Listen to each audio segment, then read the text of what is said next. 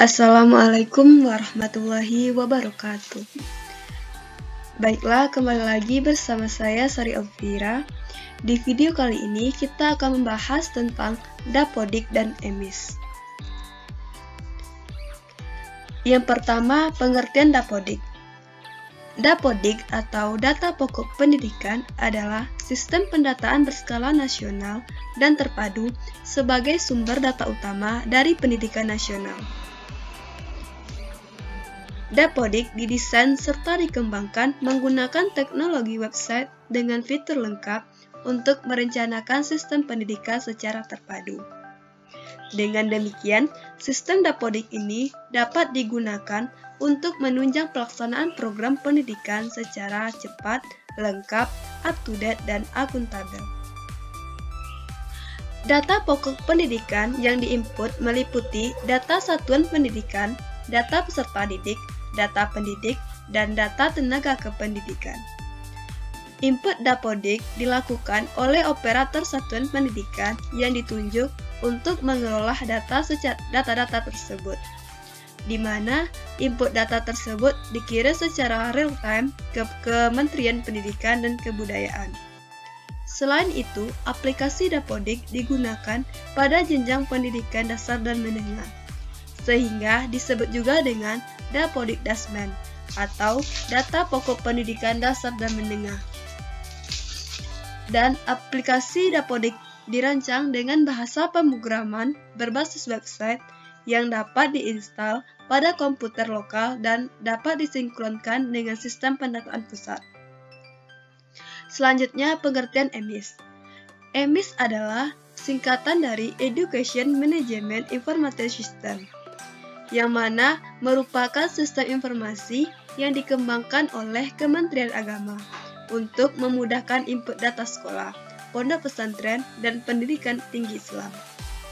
Dengan adanya sistem yang dikembangkan tersebut, sekolah atau madrasah yang berada di bawah naungan Kementerian Agama menjadi lebih mudah dalam melaporkan perkembangan sekolahnya.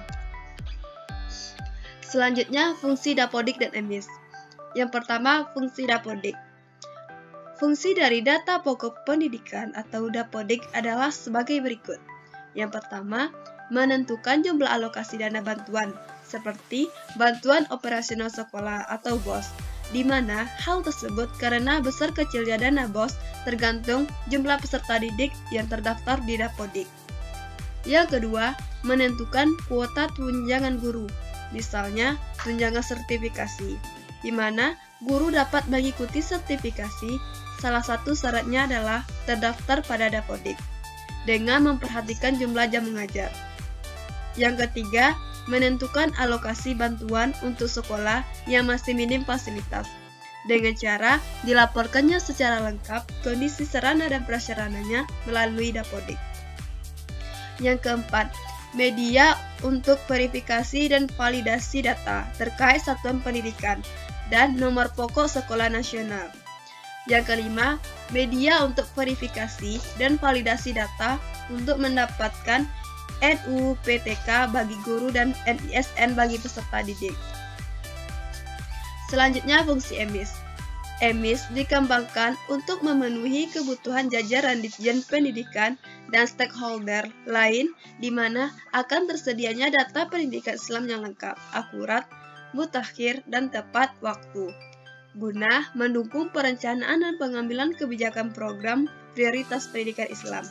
Dan EMIS menjadi acuan bagi sistem informasi pendukung pengelolaan program pendidikan Islam yang dikembangkan unit-unit kerja lain. Selanjutnya, data yang termuat dalam Dapodik dan EMIS. Yang pertama, data yang termuat di Dapodik. Untuk diketahui bahwa aplikasi Dapodik versi terbaru saat ini sedang dalam tahap pengujian dan direncanakan akan dirilis setiap tahun ajaran baru, di mana terdapat beberapa pembaruan yang cukup besar pada versi baru ini. Dan berikut ini informasi terkait beberapa pembaruan yang dimaksud.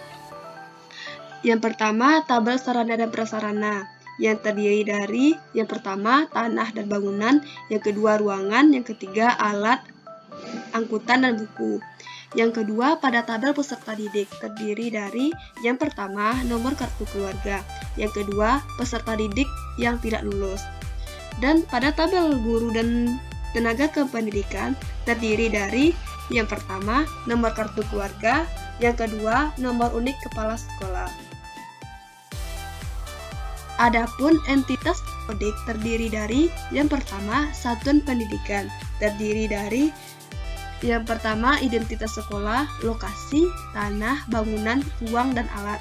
Yang kedua, pendidik dan tenaga kependidikan terdiri dari yang pertama, guru, tenaga kependidikan, identitas pribadi, kepegawaian, pendidikan formal.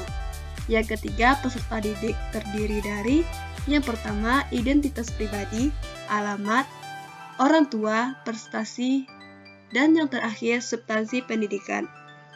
Terdiri dari yang pertama, rombongan belajar, pembelajaran, anggota rambel, jadwal, dan lain sebagainya. Dan inilah tampilan dari aplikasi Dapodik versi terbaru, di mana kita untuk masuk ke aplikasi Dapodik tersebut, maka kita harus mengisi username dan password. Dan inilah alur penggunaan aplikasi Dapodik, di mana kita bisa lihat bagaimana alur penggunaan aplikasi Dapodik tersebut. Selanjutnya EMIS, dan inilah tampilan dari aplikasi EMIS atau Education Management Information System. Dan sedangkan data yang termuat di EMIS terdiri dari yang pertama, data rekap, berisi data rekapitulasi seluruh jenjang. Yang kedua, data statistik, di mana data statistik berisi data rekap per semester secara berjenjang, dari tingkat provinsi sampai level lembaga. Terdiri atas data lembaga, data siswa, data guru, data tenaga pendidik dan pendidikan, dan data sarana dan prasarana. Yang ketiga, data progres, di mana data progres adalah penyajian data EMIS pada semester aktif atau pendataan yang berjalan. Melalui halaman ini bisa dilakukan monitoring atau pendataan berdasarkan provinsi, kabupaten, sampai dengan kecamatan. Pada tabel level kecamatan dapat dilihat progres update lembaga yang ditandai warna merah jika belum melakukan update.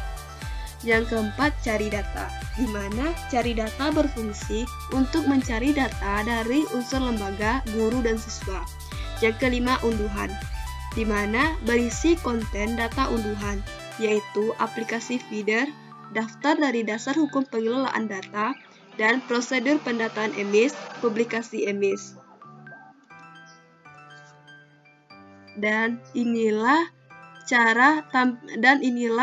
tampilan halaman login EMIS, di mana langkah-langkah untuk kita login ke EMIS tersebut. Yang pertama, setelah masuk ke dalam website EMIS, pada halaman login, masukkan email yang sudah terdaftar di EMIS sebelumnya. Yang kedua, masukkan password yang sudah terdaftar di EMIS. Yang ketiga, klik CAPTCHA. Dan yang keempat, klik login dan masuk ke dalam aplikasi. Dan inilah contoh halaman dari EMIS tersebut.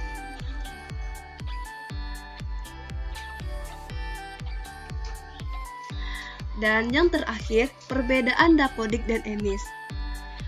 Dapodik adalah sebuah aplikasi yang dibuat oleh Kementerian Pendidikan dan Kebudayaan Republik Indonesia agar sekolah-sekolah dapat melaporkan Dapodiknya langsung ke kementerian secara online melalui jaringan internet tanpa perlu terkendala masalah jarak maupun waktu.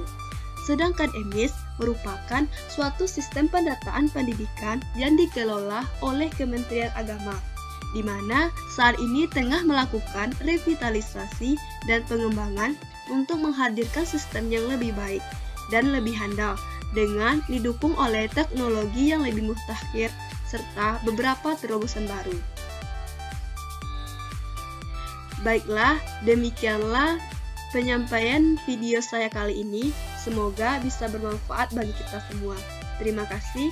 Assalamualaikum warahmatullahi wabarakatuh.